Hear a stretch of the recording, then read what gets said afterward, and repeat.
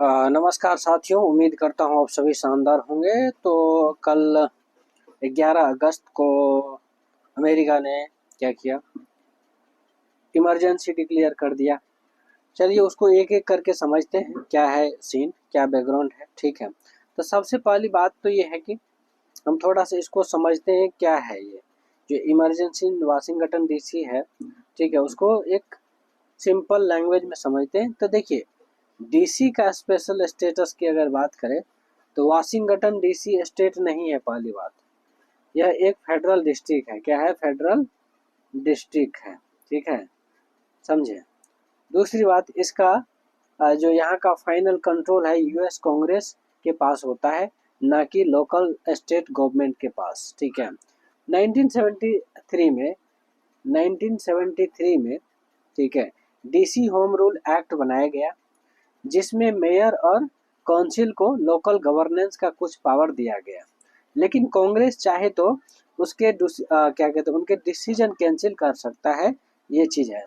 अब देखिए, section 740 DC home rule act के तहत 740 कहता है कि अगर प्रेसिडेंट को लगे कि इमरजेंसी सिचुएशन है, यानी कि पब्लिक सेफ्टी का थ्रेट है, तो वो डीसी की लोकल पुलिस, ठीक है, यानी कि मेट्रोपॉलिटन पुलिस डिपार्टमेंट एमपीडी को फेडरल कंट्रोल में ले सकता है। ठीक है, उसके बाद ये कंट्रोल मैक्सिमम 30 डेज के लिए लगाया जा सकता है। ठीक है, अगर ज़्यादा चाहिए तो कांग्रेस से अप्रूवल लेना पड़ता है। समझे। अब देखिए, अभी जो है, जो जिस टाइप से सीन आया है, 11 मतलब कल की डेट की बात कर रहा हूँ, 11 अगस्त 2025 को प्रेसिडेंट डोनाल्ड ट्रंप ने सेक्शन 740 का यूज करके क्राइम इमरजेंसी डिक्लेयर किया है। क्या है? क्राइम इमरजेंसी डिक्लेयर किया है। ठीक है, अब यहाँ समझिए कि इसके बाद जो है उन्होंने डीसी पुलिस का कंट्रोल फेडरल गवर्नमेंट के अंडर ले लिया है। नेशनल गार्ड जो डीसी में प्रेसिडेंट के डायरेक्ट कंट्रोल में होता है को डिप्लॉय किया गया। ऑपरेशनल कंट्रोल अटॉर्नी जनरल है ना, पाम बॉन्डी को दिया गया। समझे, पाम बॉन्डी को दिया गया, ये ध्यान रखना है। उसके बाद जो है इमरजेंसी पावर का स्कोप और लिमिट्स की अगर बात करें, तो यहाँ पर जो है स्कोप के लोकल पुलिस को फेडरल काम में यूज करना। ठीक है, दूसरी बात, नेशनल गार्ड डिप्लॉय करके सिक्योरिटी असिस्ट करना, ये जो है एक तरह से स्कोप मानिए इसको। ठीक है, तो ये चीज़ है। फिर लिमिट की अगर बात करें तो ये कंट्रोल सिर्फ 30 दिन चलेगा, जब तक कांग्रेस एक्सटेंड ना करे। ठीक है, मतलब अप्रूवल के बाद जो है ना, ठीक है, उसको एक्सटेंड नहीं करता है तब तक जो है ये चलेगा, मतलब 30 दिन के लिए। ठीक है, आर्म फोर्स को डायरेक्ट पुलिसिंग के लिए अनलिमिटेड यूज नहीं कर सकते। ठीक है, यानी कि पॉजेज कम्यूटेटस एक्ट के रेस्ट्रिक्शंस के तहत। नेशनल गार्ड का रोल क्या है? नेशनल गार्ड का रोल ये है कि national guard soldiers mainly logistic and administration help के लिए आए, डिस स्ट्रीट पॉलिसिंग के लिए नहीं। ठीक है, फिर डीसी का नेशनल गार्ड डायरेक्ट प्रेसिडेंट के अंडर होता है, यानी स्टेट के गवर्नर के अंडर नहीं, जैसे नॉर्मल स्टेट में होता है वैसे नहीं। ठीक है, फिर लोकल रिएक्शन क्या है? अगर लोकल रिएक्शंस की बात करोगे तो यहाँ आपको देखने को मिलेगा, डीसी की mayor Morial Morial Morial bowser ने इसको अनप्रेसिडेंटेड, पहले कहीं नहीं हुआ, यानी कि बोला गया है। ठीक है, फिर लोकल लीडर्स ने कहा कि ये फेडरल ओवररीच है और डीसी को स्टेटहुड मिलनी चाहिए ताकि ऐसा ना हो। ठीक है, तो ये चीज़ था।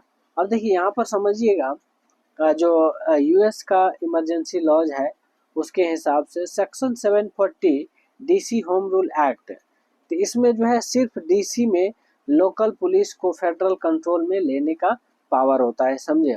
फिर जो है नेशनल इमरजेंसी एक्ट 1976 के तहत नेशनल लेवल इमरजेंसी डिक्लेयर करने का लॉ बना है। ठीक है, फिर इंसरेक्शंस एक्ट 1807, ठीक है, अगर रायट्स या इंसरेक्शंस हो तो फेडरल मिलिट्री डिप्लॉय कर सकती है।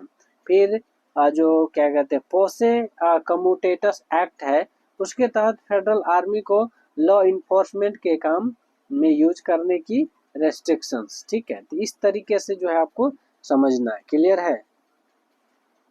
अब जो है हम समझेंगे कि इमरजेंसी इन वाशिंगटन डीसी। ठीक है, अब देखिए थोड़ा सा आपको, जैसे आप जिस भी एग्जाम का प्रिपरेशन कर रहे हैं उस हिसाब से आपको सोचना पड़ेगा। खास करके यूपीएससी एस्पिरेंट की तरफ मेरा इंडिकेशन है। ठीक है, तो उस लेवल पर आपको सोचना पड़ेगा। यहाँ देखिए constitutional and legal background, US perspective क्या है। तो देखिए यहाँ पर जो वाशिंगटन डीसी का कॉन्स्टिट्यूशनल पोजीशन ये है कि यूएस कॉन्स्टिट्यूशन का आर्टिकल 1 सेक्शन 8 क्लॉज 17 कांग्रेस को पावर है कि एक फेडरल डिस्ट्रिक्ट बनाए बनाए जो नेशनल कैपिटल होगा। क्या होगा? नेशनल कैपिटल होगा। इसलिए डीसी ना स्टेट है ना ही टेरिटरी है, यह डायरेक्ट क्या है फेडरल जुरिडिक्शंस में आता है। समझे? डीसी होम रूल एक्ट 1973 के तहत जो है पर्पस ये था कि लोकल सेल्फ गवर्नेंस देना, लेकिन कांग्रेस का फाइनल कंट्रोल मेंटेन करना होता है। समझे? फिर अगर मेयर और जो स्ट्रक्चर की बात करें तो मेयर होता है, जो एग्जीक्यूटिव हेड होता है। क्या होता है? एग्जीक्यूटिव होता है, हेड होता है। और डीसी जो है डीसी काउंसिल मतलब लेजिस्लेचर होता है। क्या होता है? लेजिस्लेचर। लोकल लॉज बनाने का राइट, लेकिन कांग्रेस वीटो कर सकता है इस चीज को। ठीक है, तो सेक्शन 740 के तहत जो है, ठीक है, सेक्शन 740 के तहत इसको क्या किया, प्रेसिडेंट को पावर देता है कि इमरजेंसी में डीसी पुलिस का कंट्रोल ले ले। ठीक है, 30 डेज के लिए। इमरजेंसी डिक्लेरेशन अगस्त जो 11 अगस्त 2025 ये ट्रिगर करता है वायलेंट क्राइम्स में स्पाइक हो, क्या हो, और प्लस साथ में जो है पॉलिटिकल टेंशन। ठीक है, अब यहाँ पर क्या है, जो प्रेसिडेंट ट्रम्प ने सेक्शन 740 का यूज किया और डीसी पुलिस फेडरल कंट्रोल में गई। समझे? सपोर्ट ये है कि डीसी नेशनल गार्ड डिप्लॉय हुई और control attorney general Pam Bondi के पास गया। ठीक है, अब देखिए पावर और लिमिटेशन की बात करेंगे तो स्कोप ऑफ पावर जो है पुलिस कंट्रोल लेना, दूसरी बात नेशनल गार्ड का डिप्लॉयमेंट करना, तीसरी बात जो federal coordination in security operations. ठीक है, उसी तरह से लिमिटेशन की अगर बात करोगे, यहाँ टाइम लिमिट होता है 30 डेज। ठीक है, कांग्रेस एक्सटेंड करे तो बढ़ सकता है। फिर जुडिशियल रिव्यू है, ये पॉसिबल है। अगर मिसयूज हो तो कोर्ट में चैलेंज किया जा सकता है। पोसे की बात करो, पोसे कमिटेटस एक्ट की, तो मिलिट्री का डायरेक्ट पुलिसिंग रोल लिमिट करना होता है। क्या होता है? लिमिटेड है। ठीक है, अब देखिए पॉलिटिकल एंड गवर्नेंस इम्पैक्ट है, तो local autonomy versus federal authority का डिबेट जो है इंटेंस हो गया है। और मेयर मुरिल बॉजर ने इसे डेमोक्रेसी के लिए थ्रेट बताया है। ठीक है, और कहा है कि स्टेटहुड डिमांड फिर से स्ट्रॉन्ग हुई और DC as a 51st state जो है इसको घोषित हुआ। ठीक है, अब यहाँ समझिए जो डीसी यूएसए डीसी है और इंडिया के बीच में क्या रिलेशन है। तो देखिए सबसे पहले अगर बात कॉन्स्टिट्यूशनल पोजीशन की बात करो तो फेडरल डिस्ट्रिक्ट्स अंडर कांग्रेस होता है यूएसए के अंदर। फिर इंडिया में यूनियन टेरिटरी होता है अंडर पार्लियामेंट। फिर एग्जीक्यूटिव की अगर बात करो तो वहाँ पर डीसी जो है यूएसए के अंदर मेयर और कांग्रेस कंट्रोल में रहता है, कंट्रोल करता है। और यहाँ जो है लेफ्टिनेंट गवर्नर और प्रेसिडेंट कंट्रोल ये। ठीक है, फिर दूसरी बात जो क्या कहते हैं इमरजेंसी पावर है, president can take over police section 740 के तहत। और यहाँ जो है प्रेसिडेंट रूल लगता है आर्टिकल 356 के तहत, स्टेट गवर्नमेंट डिसमिस कर दिया जाता है। फिर अगर मिलिट्री कंट्रोल की बात करें तो नेशनल गार्ड अंडर प्रेसिडेंट होता है यूएसए के अंदर। फिर arm force deployment by union government India के अंदर। ड्यूरेशन की बात करो 30 डेज एक्सटेंडेबल है। और इंडिया में जो है 6 मंथ ये भी एक्सटेंडेबल है अप टू 3 years। ठीक है, तो ये चीज था और आई थिंक ये चीज समझ में आया होगा, क्लियर है। अब बात करेंगे क्या सिमिलैरिटी है और डिफरेंसेस है with article 356 that is president rule. तो देखिए सिमिलैरिटी की अगर बात करो तो लोकल गवर्नमेंट का कंट्रोल सेंट्रल गवर्नमेंट ले लेती है, पता है, मैंने पहले भी पढ़ाया। सेंट्रल एग्जीक्यूटिव के पास लॉ एंड ऑर्डर का डायरेक्ट क्या होता है, पावर आ जाता है ना। तो ये चीज आपको सिमिलैरिटी है। डिफरेंसेस की बात करेंगे तो इंडिया में आर्टिकल 356 का स्कोप पूरे स्टेट पर होता है। डीसी केस में सिर्फ लॉ एंड ऑर्डर अप्रोटस कंट्रोल हुआ, यानी कि पॉलिटिकल काउंसिल डिसमिस नहीं हुआ। ठीक है, अब इथिकल कॉन्स्टिट्यूशनल इश्यूज क्या है, डेमोक्रेटिक डेफिसिट, ठीक है, यानी कि लोकल इलेक्टेड रिप्रेजेंटेटिव्स का पावर डायरेक्टली सेंट्रल अथॉरिटी ले रही है। फेडरल बैलेंस पावर का मिसयूज हो सकता है। Security versus autonomy, crime control के नाम पर लोकल सेल्फ रूल खत्म हो सकता है। ठीक है, अब देखिए यहाँ पर जो है थोड़ा समझिएगा, ये जो फेडरल डिस्ट्रिक्ट है special constitution area directly under central control होता है। अब section 740 DC home rule act president emergency take over clause, ठीक है, national guard deployment dual role federal plus state posse comitatus act military in policing restrictions local autonomy versus federal overreach governance tension. ठीक है, ये चीज है। अब एक दो क्वेश्चंस कर रहे हैं, ठीक है, जो इम्पोर्टेंट है। देखिए क्वेश्चन है कि डीसी होम रूल एक्ट किससे संबंधित है। डीसी होम रूल एक्ट किससे संबंधित है।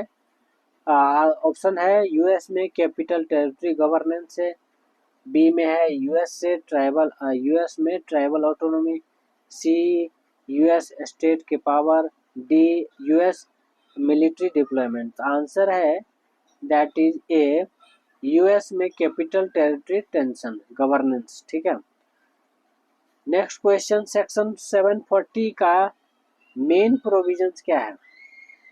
तो यहाँ पर ऑप्शन है मेयर को मिलिट्री डिप्लॉय करने का पावर, बी है प्रेसिडेंट को डीसी पुलिस का कंट्रोल इमरजेंसी में देना, सी में है कांग्रेस को मेयर डिसमिस करना, डी में है सुप्रीम कोर्ट को पुलिस पावर देना। आंसर है बी, दैट इज प्रेसिडेंट को डीसी पुलिस का कंट्रोल इमरजेंसी में देना। ठीक है, फिर नेक्स्ट क्वेश्चन है डीसी में नेशनल गार्ड का कंट्रोल किसके पास होता है। आंसर है प्रेसिडेंट ऑफ यूएसए के पास। ठीक है, नेक्स्ट क्वेश्चन है posse posse comitatus act restrict करता है किस चीज को। ऑप्शन ए आर्म्ड फोर्स का border security use, B military का डोमेस्टिक पॉलिसिंग में यूज, सी मेयर का मिलिट्री कंट्रोल और डी कांग्रेस का पुलिस कंट्रोल। तो आंसर हो जाएगा बी, दैट इज मिलिट्री का डोमेस्टिक पुलिसिंग में यूज। ठीक है, नेक्स्ट क्वेश्चन है इंडिया के आर्टिकल 356 का यूएसए के लिए के किस पावर से सबसे ज़्यादा मिलिट्री सिमिलैरिटी है। तो आंसर है A, that is option A है section 740 DC home rule act, B में है वार पावर एक्ट, सी में है पेट्रियोटिक एक्ट, डी में है लोगन एक्ट। आंसर है A, that is section 740 DC home rule act. Right, अब एक दो क्वेश्चन मैं मेंस के लिए दे रहा हूँ, आपको ध्यान रखना है उसको। ठीक है, समझे। क्वेश्चन लिखिए, the recent emergency declaration in Washington DC highlights the inherent tensions between local autonomy and federal authority. Discuss in the light of Indian federal structure and Article 356. Question second है special constitutional status of capital territory of result in governance challenges compare the governance model of Washington DC and Delhi. ये दो question है, दोनों question का आपको answer लिखने हैं, ठीक है, 250 वर्ड्स में। कितने वर्ड्स में? 250 वर्ड्स में लिखना है, ठीक है, ये चीज़ है।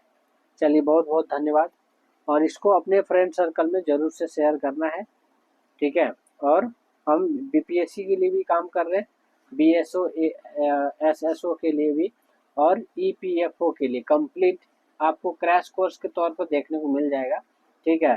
और एग्ज़ाम ख़त्म होने तक, मतलब ख़त्म जब जब तक एग्ज़ाम है उससे पहले आपको सारे कोर्स जो है मिल जाएगा, ठीक है। तो अपने जो भी है आपके लिंक में सबको सर्कुलेट कर दीजिए। Thank you so much.